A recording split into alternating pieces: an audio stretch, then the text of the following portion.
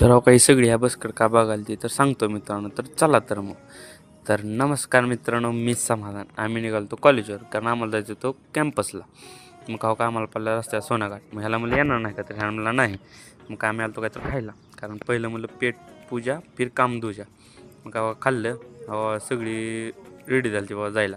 मग काय आम्ही आलो कॉलेजवर, कारण कॉलेजमध्ये क्लासमध्ये जायचं होतं.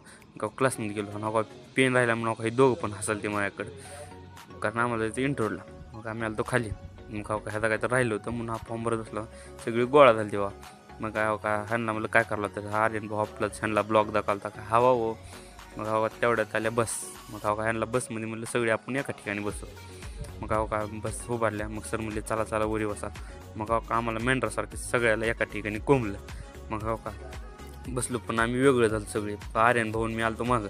मग ह्याला म्हणलं बोलवाल तो कोणाला, मग आथरवाला म्हणलं मागं ये. सर म्हणलं नाही.